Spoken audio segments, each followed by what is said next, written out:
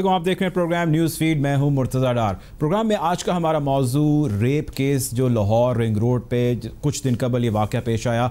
इस वाक़े हो जाने के बाद हमने मीडिया पर, सोशल मीडिया पर इस हवाले से बहुत ज़्यादा शोर देखा, इसकी प्रोजेक्शन देखी। उसको देखने के बाद मशीनरी हरकत में आ गई। जब मशीनरी हरकत में आई तो वज़राए आज़म से लेकर वज़राए आला के नोटिस भी हमने देखे। उसके बाद CCPO का एक मुतनाज़ बयान हमारे सामने आया, उसको लेकर बहुत रिएक्शन हुआ। सिविल सोसाइटीज़, पॉलिटिशियंस, बहुत सारे हलकों में उसको कंडेम किया गया। उस बयान पे उन्होंने माफ़ी अदालत के सामने मांगी, मीडिया के सामने मांगी।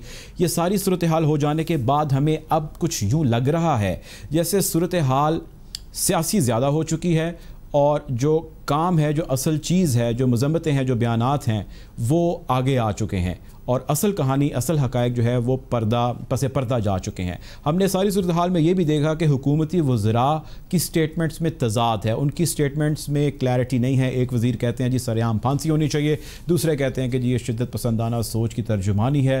अपोजिशन अपनी मोटरवे की कामयाबियों के बारे में जो है वो बाज़ गश्त करती है, हमें दिखाई दी। फॉरेंसिक लैब के बारे में हमें बाज़ गश्त करती जो है वो दिखाई दी कि जी हमने बनाई है, जिसको हुकूमत ने रिबटल किया, उन्होंने कहा जी हमने नहीं बनाई। हमारा क्वेश्चन ये है, आज के प्रोग्राम में हम डिस्कस ये करेंगे कि जो मुतासरा ख़ानदान है, जो मुतासरा ख़ातून है, उसका केस, उसका मामला और ऐसी और बहुत सारी ख़वातीन का मामला पसे पर्दा जाता है हमेशा से वाक़यात हो जाने के बाद। हमारे सियासतदान सियासत की भींट ऐसे वाक़यात को चढ़ा देते हैं, लेजिस्लेशन पे फोकस नहीं करते और जो ऑलरेडी लॉज मौजूद हैं उसकी इम्प्लीमेंटेशन ठीक तरीके से नहीं हो पाती। गुफ्तगू का आगाज़ करेंगे। मैं प्रोग्राम में ज्वाइन किया ताहिरा अब्दुल्ला साहिबा ने, समाजी कारकुन है, एक बड़ा नाम है। साथ में अंबर रहीम शम्सी साहिबा ने प्रोग्राम में ज्वाइन किया है, सीनियर जर्नलिस्ट हैं। गुफ्तगू का आगाज़ करूँगा मैं इस ताहिरा में आपसे। मैं जानना आपसे ये चाहता हूँ कि जो ख़ातून है, जो मुतासरा ख़ातून है, उन्होंने हमारी इतलात के मुताबिक पुलिस से मज़ीद बात करने से इनकार किया, उन्होंने गुरेज़ किया। उसकी क्या वजूहात हैं, मैं उसके बारे में उतना इल्म नहीं रखता, लेकिन मेरा एक अंदाज़ा ये है कि वो शायद इस रवैये से या इस सारी सिचुएशन से तंग आ चुकी हैं। आप इस सारे सूरत हाल पे क्या कमेंट करती हैं? बहुत संजीदा पहलू का प्रोग्राम रखा है, मैं आपकी शुक्रगुजार हूँ। आपका सबसे पहला सवाल है खातून के बारे में, जिसके लिए भी मैं आपकी शुक्रगुजार हूँ कि आपने कोई इस मुतनाज़ा और वो सवाल नहीं पूछा कि CCPO के साथ क्या होना चाहिए, रेपिस्ट के साथ क्या होना चाहिए। बहुत बहुत शुक्रिया। ये जो खातून हैं, बजाय इसके कि हम ये सोचें कि क्या वजह पेश आई है, वो तंग आ गई हैं, बेजार हो गई हैं, ये वो, मैं समझती हूँ कि वो इस वक्त शदीद ट्रॉमा की हालत में है, जिसको उर्दू में शायद दबाव कहेंगे, प्रेशर कहेंगे, जहनी दबाव की सूरत में है। तो सबसे पहली चीज़ जो हमारा मुतालबा पहले दिन से, मेरा तो कम से कम ज़ाती तौर पर पहले दिन से ये रहा है कि बजाय इसके कि हम हुकूमतों पर फोकस करें, सियासत पर फोकस करें, बल्कि बजाय इसके कि हम रेपिस्ट पर फोकस करें या CCP लाहौर के बारे में बात कर लेंगे अगले हफ्ते या उससे अगले हफ्ते या उससे अगले हफ्ते, इस वक्त सबसे पहला मुकद्दम हमारी तवज्जो होनी चाहिए मुतासरा खातून, जिनको हम सर्वाइवर कहेंगे, विक्टिम नहीं कहेंगे, और हम उनको ये नहीं कहेंगे कि उनकी इज्जत लूट ली गई, ना हम उनको बेचारी कहेंगे, ना उनकी इज्जत लूटना कहेंगे। बिल्कुल, इज्जत लूट ली, बेचारी, इस्मत दरी हो गई, बदफेली हो गई, जिना बिल जबर हो गया, रेप हो गया जी, गैंग रेप हो गया, ठीक है जी, और वो सर्वाइवर हैं। शुक्र है कि वो सर्वाइवर हैं। हम उनको मॉरल सपोर्ट देना चाहते हैं, उनको तिब्बी इमदाद, गायनिकोलॉजिकल इमदाद, नफ्सियाती ट्रॉमा काउंसलिंग की इमदाद, और सबसे बढ़कर उनको जब ये सारी चीज़ें हो जाएंगी तो फिर उनको कानूनी इमदाद, लीगल एड की भी ज़रूरत पड़ेगी। दूसरी बात मैं समझती हूँ कि आपने लफ्ज़ कहा तंग आ गई, बेजार आ गई, मैं समझती हूँ कि उनको डरा दिया गया है और धमका दिया गया है, चाहे वो पाकिस्तानी शहरी हैं और पाकिस्तान में मुकीम आम तौर पर रहती हैं या नहीं रहती, या वो फ्रांस की शहरी हैं और कभी कभी वापस अपने पुराने मुल्क में आ जाती हैं या नहीं आ जाती, हमें कोई इत्ला नहीं है। लेकिन मैं समझती हूँ कि वो जो कोई भी हैं, उनको इस वक्त जो मुझे बहुत खुशी है, मैं देखिए सबसे पहले तनकीद करने के लिए मैं हाजिर होती हूँ, चाहे हुकूमतों की हो या मीडिया में कुछ गलत बात हो रही हो तो मैं उसकी निशानदेही करती हूँ, लेकिन आज मुझे हाथ उठाकर इकरार करना पड़ेगा कि मीडिया ने, हुकूमत पंजाब ने और पुलिस ने उस मुतासरा खातून सर्वाइवर का नाम और तस्वीर अभी तक नहीं पब्लिक किया। मुझे मालूम है कि एक एफआईआर लिखी गई है, मुझे मालूम है कि पुलिस के से हटकर मीडिया के पास भी वो एफआईआर मौजूद है, और मुझे ये भी मालूम है कि बहुत सारे लोग उसको सोशल मीडिया पर चलाना चाह रहे हैं। मैं सोशल मीडिया पे नहीं हूँ, मोहतरमा अंबर शमसी साहिबा आपको ज्यादा इसके बारे में बता सकेंगी, लेकिन ये बेहतरीन होगा कि अगर उनका नाम और उनकी तस्वीर और उनका पता और उनके बाकायदा उनकी जो तमाम CNIC की तफसीलात हैं उनको अगर सीगाए राज में रखा जाए तो ये इस केस के लिए भी बेहतर होगा, उनकी अपनी नफ्सियात के लिए भी बेहतर होगा, उनको ट्रॉमा में से निकलने में ज्यादा मदद मिलेगी अगर उनका नाम और तस्वीर शाया ना किया जाए। मैं एक और बात कहना चाह रही हूँ, और वो ये है कि आम तौर पर हमारे जो खानदान होते हैं, बिलखुसूस हमारे खानदानों में जो मर्द होते हैं, कोई भी हो, हमारे दादा नाना, हमारे वालिद, हमारे शौहर, हमारे भाई, हमारे बेटे, हमारे कजन्स, हमारे मामे चाचे, कोई भी हो, आम तौर पर वो, इसीलिए मैंने बात का आगाज किया था कि ये इज्जत लूटने वाली बात नहीं है। इज्जत तो उसकी लूटी गई जो कि रेपिस्ट है, उसकी तस्वीर दिखाएं, उसका नाम लें बार बार। जब हम इस तरह की गलत इस्तिलाहात इस्तेमाल करेंगे गलत और आम लुगत के अंदर, तो फिर हमारे जो खानदान वाले होंगे, बिलखुसूस मर्द, वो फिर केस को आगे नहीं बढ़ाने देंगे जी। वो कहेंगे एफआईआर भी ना काटो, कोई हमें ना कोई आउट ऑफ कोर्ट सेटलमेंट करनी है, ना किसास और दियत करनी है, कुछ भी नहीं करना, भूल जाओ। यहाँ तक सुना गया कि उन खातून ने, जब पुलिस वाले वहां पहुंचे उस खेत के अंदर आधी रात के बाद, तो उन खातून मुबैना तौर पर अलेजिडली उन्होंने ये कहा है कि मुझे शूट कर दो और मैं कोई केस नहीं करना चाहती और मुझे किसी को बताओ भी नहीं और मुझे बस मेरे घर पहुंचा दो। तो इससे पता चलता है वो कितने शदीद ट्रॉमा के अंदर हैं, और अगर उनके खानदान वालों को, उनके और उनके बच्चों को भी शदीद ट्रॉमा काउंसलिंग की और थेरेपी की जरूरत है, और बहुत लोग हैं जो कि करते हैं बच्चों और बच्चियों की ट्रॉमा काउंसलिंग। तो पहले हमें मुकद्दम रखना है रेप सर्वाइवर की फलाह और बहबूद को। अंबर की जानिब बढ़ता हूँ। अंबर, मेरा आपसे क्वेश्चन ये है कि गवर्नमेंट इस वक्त क्या कर रही है, अपोजिशन इस वक्त क्या कर रही है? अपोजिशन के बयानात तो हमें समझ आते हैं कि वो अपनी सियासत, अपोजिशन जो है एज ए रिबटल दे रही है गवर्नमेंट को। गवर्नमेंट ने हमें कहा कि जी हम, एक वज़ीर कहते हैं कि जी हम इनको चाहते हैं कि सरेआम फांसी हो, दूसरे वज़ीर कहते हैं कि जी सरेआम फांसी ना हो, ये शिद्दत इससे माशरे के अंदर बढ़ेगी। फिर कहा जाता है कि जी इनको नामर्द कर दिया जाए, फिर कहा जाता है कि नहीं जी ये नहीं होना चाहिए। तो एक गवर्नमेंट के हलकों के अंदर एक कन्फ्यूजन चल रही है। अपोजिशन कहीं मोटरवे बनाने की बात कर रही है कि जी हमने बनाई, कहीं अपोजिशन ये बात कर रही है कि फोरेंसिक लैब हमने बनाई, तो कहीं अपोजिशन जो है वो किसी और किस्म की स्टेटमेंट दे रही है। आप इस सारी सूरत हाल में जो असल मसला है उसको किस जगह पे देखती हैं? देखिए, सबसे पहले तो अपोजिशन का क्या काम होता है? अपोजिशन जैसे मीडिया का काम होता है कि वो हुकूमत वक्त पर दबाव डाले रखें और लोगों को इसकी तवज्जो इसकी तरफ हटाई ना जाए, ताकि तो अपोजिशन ने शुरू में तो जाहिर एक रिएक्शन दिया था, रद्द अमल दिया था, अफसोसनाक था वाकया, वो दुरुस्त था। CCPO के जो रिमार्क्स थे उस पर भी उन्होंने, जाहिर है उनकी भी सियासत उससे जुड़ी हुई है, लेकिन ठीक है वहाँ भी उन्होंने एक रिएक्शन दिया था। लेकिन अब हमने देखे कि अपोजिशन जो है, खास तौर पे जो हमने कौमी असेंबली में कल जिस तरह की बातें सुनी थी, मुझे तो बहुत अफसोसनाक लगी थी कि ये मौका नहीं है लोगों को बताना या जताना ये फोरेंसिक लैब जो है ये किसने कायम किया था, मोटरवे किसने बनाई थी। ऐसा वाकया है जिसमें जैसे तायरा साहिबा भी कह रही थी कि इस वक्त रेप का, बहुत गैंग रेप का बहुत सीरियस संजीदा वाकया है, और इस पे ना सिर्फ जो मुजरिम है उनको कैसे के ज़ात तक लाने के लिए दबाव डालना चाहिए, बल्कि ये भी हमें बात करनी चाहिए कि अभी तक पाकिस्तान में जो 2% कन्विक्शंस है रेप केसेस की, वो अभी तक क्यों है, इस पे बात होनी चाहिए। इस पे बात होनी चाहिए कि सिक्योरिटी के लैप्सेस थे वो क्यों थे और क्या थे, इस पे बात होनी चाहिए, ना कि ये कि किसने ये किया और किसने ये किया। बल्कि हमें अपोजिशन को भी हम बताना चाहिए कि उन्होंने खवातीन के लिए और खास तौर पर इस किस्म की जो जेंडर बेस्ड वायलेंस के केसेस है उनको उनकी प्रोसिक्यूशन के लिए, उनकी कन्विक्शन के लिए क्या इक़दाम उठाए थे ताकि हुकूमत को सबक आए। अब आते हैं हुकूमत पर। हुकूमत में जाहिर है क्योंकि पाकिस्तान तहरीक इंसाफ ऐसी सियासी जमात है जो मीडिया के दबाव में, सोशल मीडिया के दबाव में बहुत जल्दी भी आ जाती है, बहुत हसास होती है, सेंसिटिव हो जाती है। तो हमने ये देखा कि जल्दबाजी भी नजर आ रही है और कारकर्दगी जाहिर करने की बात भी हो रही है।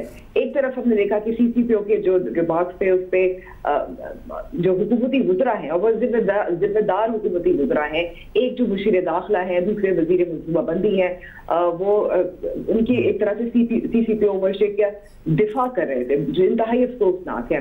दूसरी जानिब हमने देखा कि प्रेस कॉन्फ्रेंस एक जल्दबाजी में की जिसमें चीफ मिनिस्टर पंजाब उस्मान गुज़ार साहब थे, वज़ीर कानून साहब बैठे हुए थे, IG पंजाब इनाम गनी साहब बैठे हुए थे और फिर एक मुल्ज़िम है उसकी गलत तस्दीक थी जिससे बाद में सेहत जुर्म से इनकार भी कर दिया था। तो हम ये देख रहे हैं कि इस वक्त जो दबाव का शिकार हुकूमत भी है और अपोजिशन भी है।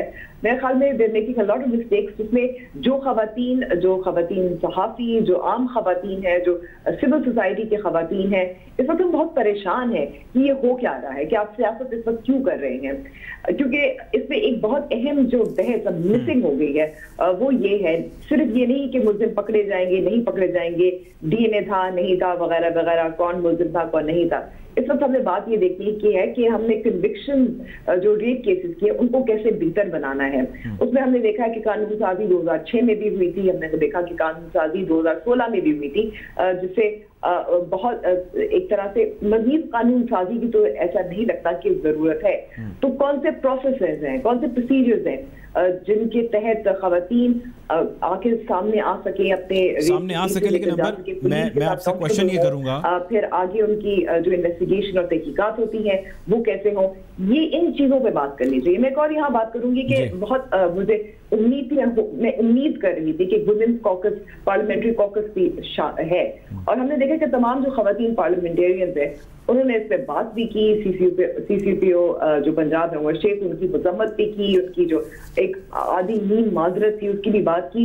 लेकिन बहुत अच्छा मुझे लगता अगर तमाम खवातीन पार्लियामेंटेरियन जो कौमी असेंबली में बात कर रही हैं, जो TV प्रोग्राम से बात करती हैं, तो वो सब मिलकर मजम्मत करती हैं, प्रोसेसेस और प्रोसीजर से बात करती हैं, उन मुश्किलात की बात करती हैं जिसके तहत जेंडर बेस्ड वायलेंस के केसेस सॉल्व नहीं होते या कन्विक्शन नहीं होती।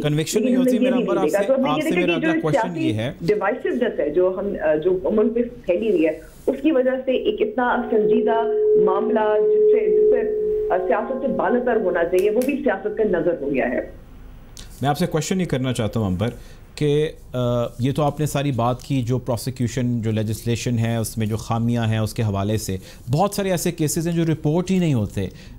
मैं रिपोर्ट पढ़ रहा था, हमने कल भी उसका जिक्र किया अपने प्रोग्राम में, सोशल सस्टेनेबल डेवलपमेंट ऑर्गेनाइजेशन की रिपोर्ट थी। उन्होंने कहा कि 2020 के फर्स्ट क्वार्टर के अंदर तकरीबन 9 टाइम्स रेट कम है मीडिया पे केसेस रिपोर्ट होने का और 9 टाइम जो है वो हायर है थानों में केसेस रिपोर्ट होने का, और बहुत सारे ऐसी तादाद है जो केस कहीं रिपोर्ट ही नहीं होते।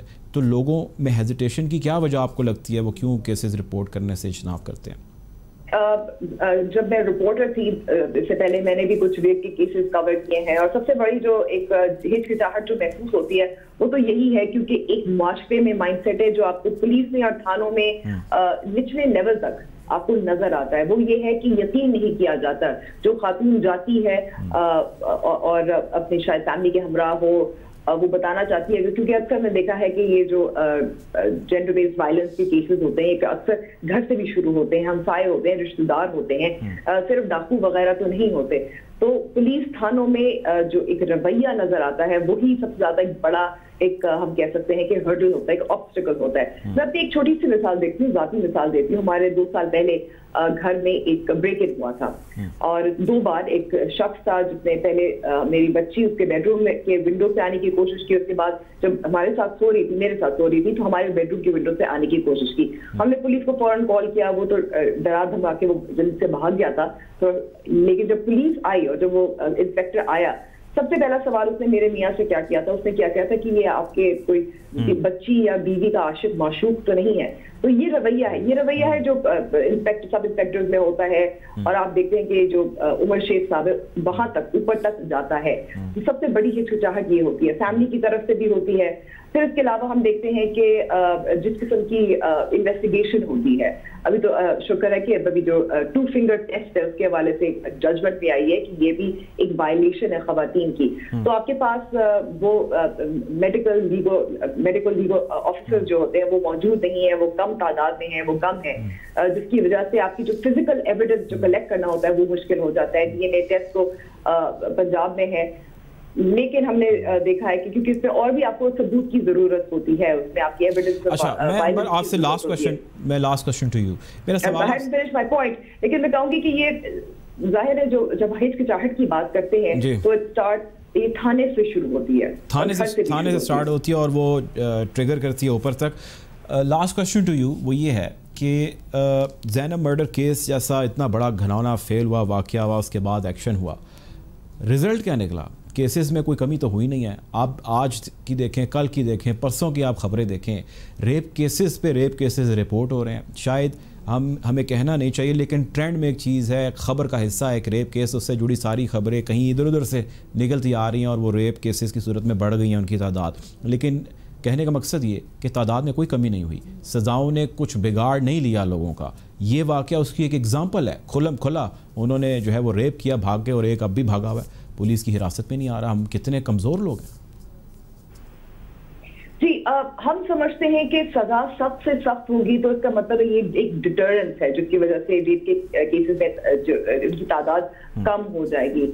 लेकिन तादाद एक सजा से तो कम नहीं होगी और एक मिसाल से तो कम नहीं होगी, क्योंकि चाहे पंजाब हो, चाहे सिंध हो, चाहे खैबर पख्तूनख्वा या बलोचिस्तान हो, पूरे मुल्क में ये मसला जिसकी हम बार बार बात कर रहे हैं, जो रेप केसेस की कन्विक्शंस की है, ये सिर्फ एक ज़ैनब का केस था जो सामने आया, बहुत पब्लिक में आया, पकड़ा भी गया मुलजिम, उसको फांसी भी हुई, लेकिन वो एक केस था ना। हम 2% की जो कन्विक्शन रेट हम जब देखते हैं और कहते हैं, इसका यही मतलब है कि इस वक्त वो सजा की डिटरेंस एक केस से तो नहीं होती, ये पूरे सिस्टम को बेहतर करना है। कवानीन बेहतर हो गए हैं, कोशिश की जा रही है। नवंबर 2019 में मिसाल के तौर पर जेंडर बेस्ड वायलेंस कोर्ट का हुक्म दिया सुप्रीम कोर्ट में, कुछ कोर्ट एस्टैब्लिश भी हो गए। उसका मकसद यही था और कानून भी अब यही कहता है, जो नए कवानीन सामने आए हैं, कि इनको 3 माह के अंदर इनको निपटा जाए। तो 2-3 साल तक जब ये केसेस ड्रैग भी होते हैं, उसकी वजह से भी जो खानदान है वो फिर माफी प्रेफर करते हैं, वो चाहते हैं कि ये में से जान जो है वो छुड़ा लें। बहुत शुक्रिया। हमारे साथ Ambar Rahim Shamsi Sabiti, thank you very much for your time. गुफ्तगू को यहीं से कंटिन्यू करेंगे, वक्त हुआ चाहता है एक ब्रेक का, ब्रेक के जाने पड़ते हैं।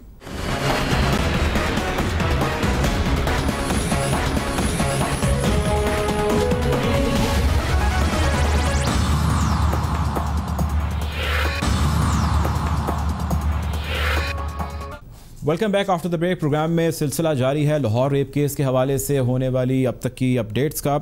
गुफ्तगू को आगे बढ़ाते हैं। मैं वापस आता हूँ आपकी जानिब ताहिरा अब्दुल्ला साहिबा। सवाल मेरा मैम आपसे ये है कि इस सारी सिचुएशन में हमने ये देखा, एनालाइज़ किया कि हमारी पुलिसिंग वीक है, हमारी प्रोसिक्यूशन में मसले मसाइल हैं, और हमारे यहाँ जो केसेस हैं रेप के होने वाले केसेस, उनकी तादाद में कोई खातिर खा कोई कमी नहीं है, शायद कोई भी कमी नहीं है। हमारा माशरा एज ए सोसाइटी, हम ऐसे मर्दों को, ऐसे बेटों को, ऐसे लोगों को कौन सी ऐसी सोच है जो इनको ऐसी परवान चढ़ाती है? ज़ाहिर है उसके पेरेंट्स ने बड़ा, जितने भी हैं वो कोई अपनी औलाद के लिए बुरा नहीं चाहता। जो भी रेपिस्ट हैं जिन्होंने ये हरकत किया, उनको कोई माँ बाप ने नहीं सिखाया होगा, उन्होंने घर से नहीं सीखा होगा, बट उन्होंने माशरे के किसी न किसी पार्ट से इस चीज़ को अपने अंदर इंटीग्रेट किया कि वो ऐसा अमल या ऐसा फेल करें। आपको क्या लगता है वो ऐसे कौन से पार्ट्स ऑफ सोसाइटी हैं जिसकी वजह से ऐसे मर्द मजबूर हो जाते हैं कि वो ऐसा फेल करने के मुर्तकिब हों? मजबूर तो कोई नहीं हो जाता, इसमें अपनी मर्जी शामिल होती है। चलें, मर्जी शामिल है, लेकिन वो मजबूर किन वजूहात के बना पे हैं? जिनकी कनपट्टी पर पिस्तौल रखकर कहा जाए कि ये काम करो, वो फिर मजबूरी के तहत होता है। ये तो अपने आप को इस्लामी जमहूरिया हम कहने के शौकीन हैं और सरबराहान इसको मदीना की रियासत बनाने चले हैं। अस्तगफिरुल्लाह। 2-3 बातें जमा हो गई हैं जो मैं चाहती हूँ कि आपके आखिरी सवाल से पहले मैं थोड़ा सा वजाहत कर दूं। जरूर, जी। सबसे पहली बात तो यह है कि आपने अपने इब्तिदाई कलिमात में फरमाया कि सीसीपीओ लाहौर ने मुआफ़ी मांगी है। बराए करम आपकी मैं तस्हीह कर दो जी। इत्तलान अर्ज है कि उस खराब शख्स ने, उस एक गलत शख्स ने, मैं कोई बुरा अल्फाज नहीं इस्तेमाल करना चाहती, ये नेशनल टेलीविजन है, बच्चे बच्चियां भी देखते होंगे, कोई माफी नहीं मांगी है। ताहिर अब्दुल्ला साहब का तो स्टेटमेंट है, वो अल्फाज में मैं ये ऐलान कर रही हूँ कि माफी नहीं मांगी गई। हम जो जिस तरह के कलिमात उस शख्स ने लाहौर हाई कोर्ट के हुक्म पर और गवर्नर पंजाब की दरखास्त पर या हिदायत पर जो उस शख्स ने जो कलिमात अदा किए हैं, वो कोई माफी नहीं है, ना माफी ना काफी। Too little too late. उसका बॉडी लैंग्वेज, उसकी हंसी, उसका चेहरा, उसके इर्द गिर्द उसके जमा हुए रफीके कार, जिस तरह वो बातें उनकी खिली हुई थी, बत्तीसी नजर आ रही थी, जिस तरह वो हंस रहे थे, जिस तरह के कोई शादी में ब्याह में आए हो, किसी पार्टी में आए हुए हो, लगता नहीं था कि एक रेप के केस के अंदर उस शख्स ने गलत बातें की हो, उसकी सरजनिश की गई हो, उस पर शदीद एक रद्द अमल पूरे के पूरे पाकिस्तान से आया हो और फिर वो माफी मांग रहा हो। जी नहीं, उसने माफी नहीं मांगी। हमारा एक ही मुतालबा है और वो मुतालबा कायम रहेगा कि इस शख्स को नौकरी से बरतरफ करो, ना इसकी ट्रांसफर हो, ना इसकी डिमोशन हो, ना इसकी पब्लिक रेप्रिमांड हो और ना किसी किस्म की कोई अपॉलॉजी या माफी। काबिल कबूल है, काबिल कबूल है। मैं आपकी जानिब दोबारा आता हूँ। हमारे प्रोग्राम में ज्वाइन किया खतीजा सिद्दीकी साहिबा ने। आप एक सर्वाइवर भी हैं, 23 बार आप पे जो है वो खंजर के वार किए गए और उसके बाद अदालत की जानिब से एक सेंटेंस हुआ और उसके बाद रिवर्ट हो गया डिसीजन एप्लीकेशन के ऊपर। इस सारी सूरत हाल को आप खतीजा कैसे देखती हैं? अभी तक आप क्या इस सारी सूरत हाल पे क्या एनालिसिस है? क्या सोसाइटी इस सारी सूरत हाल में रोल ठीक प्ले कर रही है other than government and policing? बिल्कुल। सबसे पहले I would like to continue from Tahira आपाज स्टेटमेंट जो उन्होंने अभी बात की है CCPO वाली। बिल्कुल उनके जो अल्फाज थे वो ना माफी है ना काफी है। इस वक्त एक 5 दिन के डिले के बाद एक जबरदस्ती वाली माफी जो कि एक कंडीशनल अपॉलॉजी थी कि अगर मेरा कोई गलत मतलब निकाला गया या अगर किसी की दिल आजारी की गई, इसको हम बिल्कुल रिजेक्ट करते हैं। क्योंकि क्रिमिनल केसेस में भी अगर आप देखें, जब FIR लॉन्च करने में इतना डिले होता है तो प्रोसिक्यूशन वीक हो जाती है और अनएक्सप्लेन्ड डिले जो होता है ना, उससे और भी ज्यादा वीक हो जाता है केस। तो इसमें तो केस बिल्कुल तबाह है उनका। We cannot have a CCPO who has such a mentality. We question his fitness, we question his competency to hold a public office. अच्छा देखिए खतीजा, मैं माजरत चाहता हूँ, आपकी कथा कलामी में कर रहा हूँ। आपका CCPO से जो आपका सेंटिमेंट है उसके बारे में I completely agree to it, मैं उसको समझ सकता हूँ, लेकिन मैं दोबारा उसी इशू पे आना चाहता हूँ। वो इशू है जो रेप केस हुआ है लाहौर मोटरवे पे।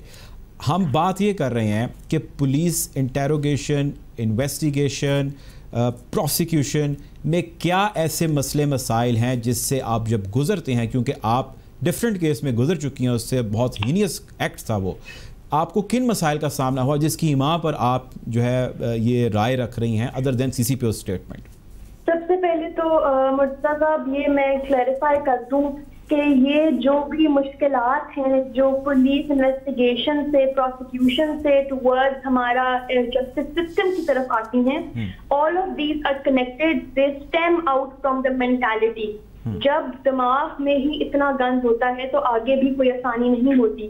मेरा सवाल ये है कि मुझे बड़ा कल ये जो है ना एक शेर मुझे याद आया जो कहता है ये है कि तू इधर उधर की ना बात कर, ये पता काफिला क्यों लुटा, मुझे राह दिनों से गिला नहीं, तेरी राहबरी का सवाल है।